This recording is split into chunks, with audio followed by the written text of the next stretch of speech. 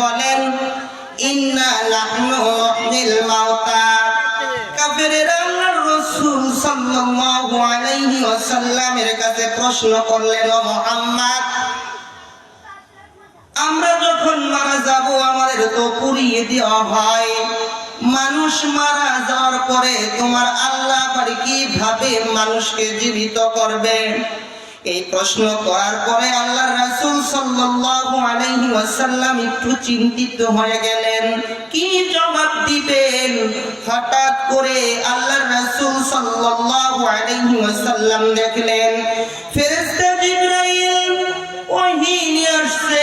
সূরা ইয়াসিনের 12 নম্বর আয়াতে কারিমা আল্লাহ রাব্বুল আলামিন ওই সময় নাজিল করলেন। আল্লাহ বলেন, নবী আপনি চিন্তা করেন না, আপনি জবাব দিয়ে দেন। হে রাসূল আপনি জবাব দেন। আমার নবী জবাব দেয়, ইন্না নাহনু নুহয়িল মাউতা। হে কাফেররা শুনে নাও, নিশ্চয় আমার আল্লাহ তাআলা দুনিয়ার মধ্য দিয়ে যারা মারা যাবে, যারা চলে যাবে, পৃথিবীর বুক ত্যাগ করে যারা চলে যাবে, আমার আল্লাহ অবশ্যই অবশ্যই একদিন তাদেরকে জীবিত করবে। এই কথা যখন রাসূল বললেন, রাসূলের পরে বলেন, তোমরা যে কাজগুলা করে চলছো আমার আল্লাহ তা লিখে চলছে। তোমরা পিছনে যে কাজগুলা রেখে আসছো আমার আল্লাহ তাও লিখে রাখছে। প্রত্যেকটা জিনিস আমার মালিক আমার আল্লাহ একটা খোলা কিতাবে লিখে রাখছে। সুবহানাল্লাহ বিহামদিহি। মুসলমান ভাইরা আমার, একটা মৃত্যু সম্পর্কে নাজিল হয়েছে। মৃত্যু কত ভয়ঙ্কর আল্লাহর রাসূল সাল্লাল্লাহু আলাইহি ওয়াসাল্লাম হাদিসে পাকের মধ্যে বলেন, আকসিরু যিকরা হাযিমিল লাযাতিল মাউত।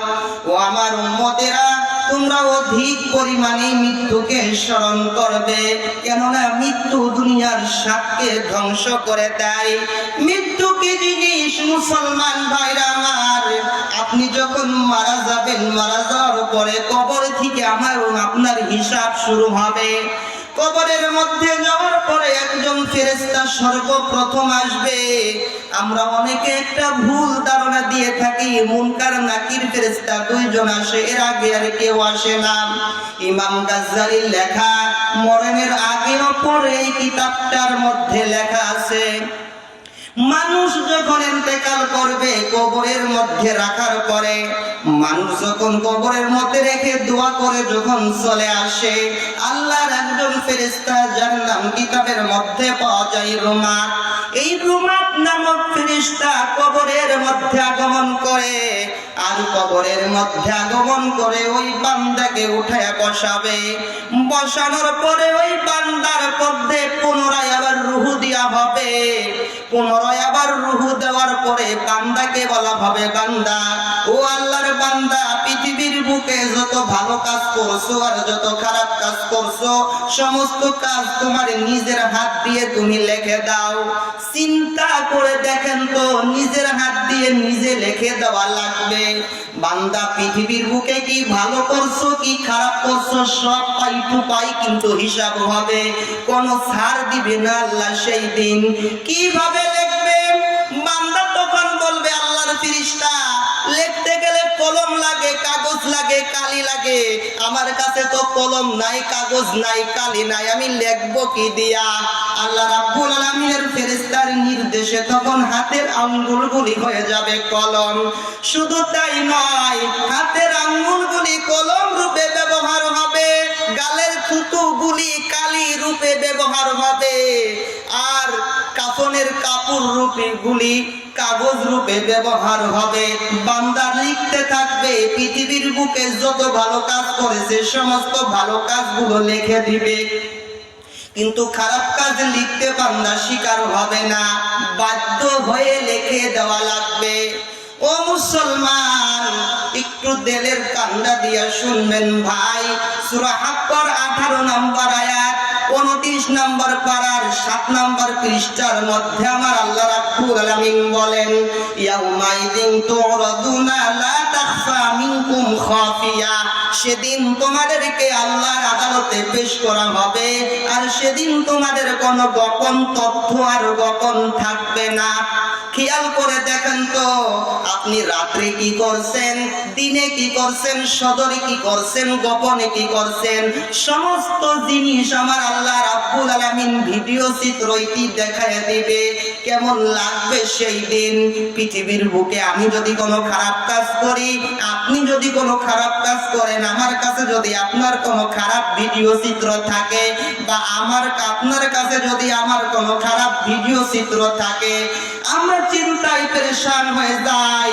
কুকুর বলে বিশ্বাস করা যায়, শিয়াল বলে বিশ্বাস করা যায়, আশরাফুল মাখলুকাত মানুষকে কেউ বিশ্বাস করতে চায় না রে গোলাম।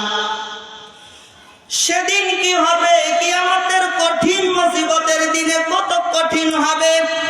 আল্লাহ রাব্বুল আলামিন কুরআনুল কারীমের মধ্যে সূরা আবাসার উপর একটা আয়াতের মধ্যে বলেন, ইয়াউমা ইয়াফিরুল মারউ মিন আখি, সেদিন পিতা তার সন্তান থেকে পলায়ন করবে, মাতা তার সন্তান থেকে পলায়ন করবে, সন্তান বাপ থেকে পলায়ন করবে, বাবা সন্তান থেকে পলায়ন করবে, স্ত্রী স্বামী থেকে পলায়ন করবে, স্বামী স্ত্রী থেকে পলায়ন করবে। সেদিন কেউ কাউরে পরিচয় দিবে না। সেই দিন আমার এবং আপনার কি হবে, কি অবস্থা হবে একটু চিন্তা করে দেখেন। নাহনু নাকিল মাউতা ওয়া নাকতুবু মা কদ্দামু ওয়া আসারহুম, পৃথিবীর বুকে যত ভালো কাজ করছেন, যত খারাপ কাজ করছেন, আগে কি করেছিলেন, বর্তমানে কি করছেন, ভবিষ্যতে যা করবেন, সব জিনিস আমার আল্লাহ একটা খোলা কিতাবের মধ্যে লিখে রাখছে। সব জিনিস আল্লাহ একটা খোলা কিতাবের মধ্যে লিখে রাখছে রে গোলাম। কিভাবে কি হবে সেই দিন? সেই দিন আপনার হাতে কথা বলবে, সেই দিন আপনার পায়ে কথা বলবে, পায়ে কথা বলবে। কিভাবে কথা বলবে? আল্লাহ রাব্বুল আলামিন সূরা ইয়াসিনের উপর আরেকটা আয়াতের মধ্যে বলেন, আল ইয়াউমা নাখতিমু আলা আফওয়াহিহিম ওয়া তুকাল্লিমুনা আইদিহিম ওয়া তাশহাদু আরজুলুহুম বিমা কানু ইয়াকসিবুন।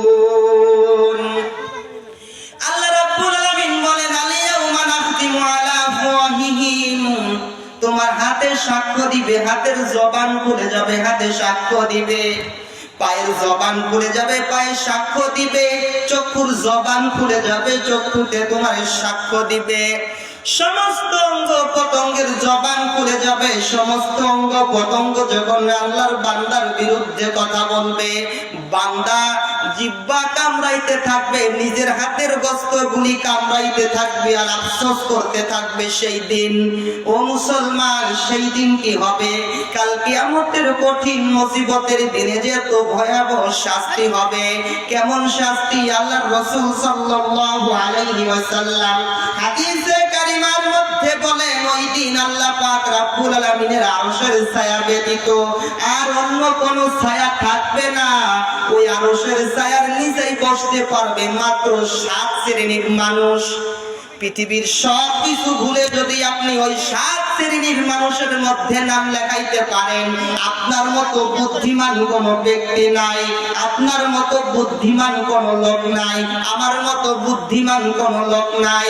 আর যদি আমি আপনি ওই 7 শ্রেণীর লোকের মধ্যে নাম লেখাইতে না পারি, আমার আপনার মতো কপাল পোড়া আর হতভাগা পৃথিবীর বুকে আর কেউ হবে না।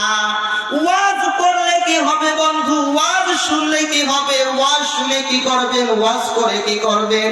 সমাজের মধ্যে ওয়াজ নসিহত তো আর কম হয় না, তাফসীর মাহফিল তো কম হয় না, ইসালে সওয়াব তো কম হয় না। তারপরেও আমার মধ্য দিয়া হিংসা দূর হয় নাই, তারপরেও আমি হিংসা করতেছি, তারপরেও আপনি হিংসা করতেছেন। কেন মুসলমান হিংসা কেন করেন? রাসূল বলেন, ইয়াকুমুল হাসাদা ফা ইন্নাল হাসাদা ইয়াকুলুল হাসানাতি কামা তাকুনুন নারুল হাতাব। রাসূল আমার বলেন, হিংসা করিও না, হিংসা করিও না। হিংসা নেকি ধ্বংস করে দেয়।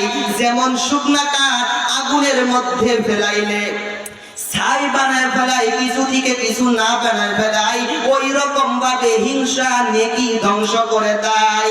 মুসলমান ভাইরা আমার, ওয়াজ শুনলে কি হবে? ওয়াজ শুনলে কি লাভ? করলে কি লাভ?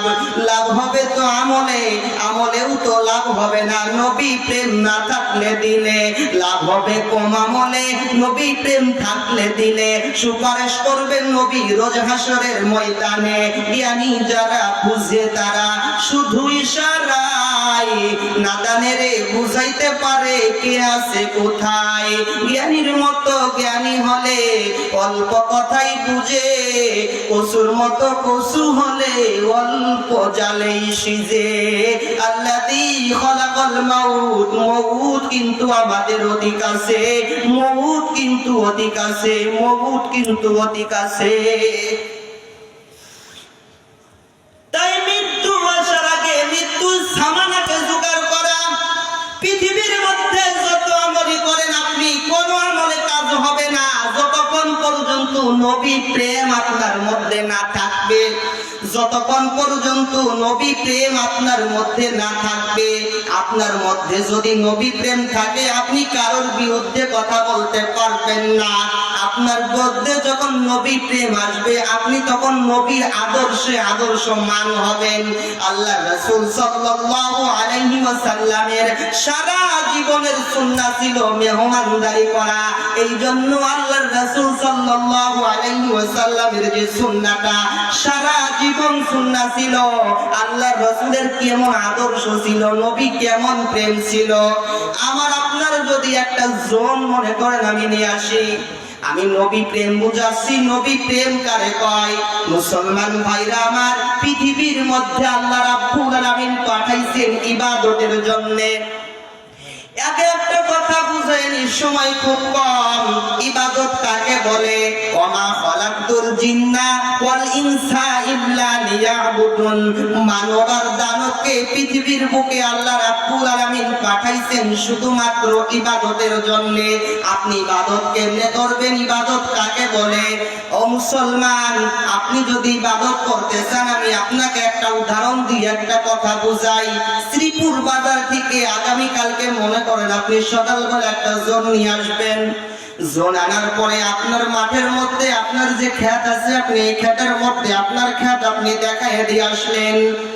বেচারা সারাদিন ধরে আপনার ক্ষেতের পাশের যে ক্ষেত, ওই ক্ষেত পরিষ্কার করলো, আপনার ক্ষেত পরিষ্কার করলো না। আপনার ক্ষেত পরিষ্কার না করার কারণে আপনি যখন দুপুরে ভাত দিতে গেছেন দেখলেন আপনার ক্ষেত পরিষ্কার না করে পাশের ক্ষেত পরিষ্কার করে সে বসে আছে। আপনার কিন্তু খুব রাগ হবে, আপনি কিন্তু তাকে 2 বেলা খানা দিবেন না, বিকাল বেলায় তাকে বেতন দিবেন না। মুসলমান ভাইরা আমার, সাধারণ ব্রেনটাই কেন বুঝো না? আপনি যদি জোন নিয়ে আসেন, আপনার জোন যদি আপনার কাজ না করে, আপনার পাশের ভাইয়ের কাজ যদি করে বসে থাকে, আপনি যদি তাকে খানা না দেন, টাকা না দেন, স্বয়ং আসমানের মালিক আল্লাহ, দিন দুনিয়ার মালিক আল্লাহ আমাকে এবং আপনাকে পাঠাইছেন পৃথিবীর বুকে শুধু আল্লাহর গোলামি করার জন্য। আমি আপনি যদি আল্লাহর গোলামি বাদ দিয়া শয়তানের গোলামি করে বসে থাকি, আল্লাহ পাক বলে বান্দা তুমি তো তোমার জনরে কিছু দিবা না, তুমি তো তোমার কর্মচারীদের কিছু দিবা না, আমি মালিক তোমার জন্য একটা জায়গা রেডি রাখছি, সেই জায়গাটির নাম হচ্ছে জাহান্নাম।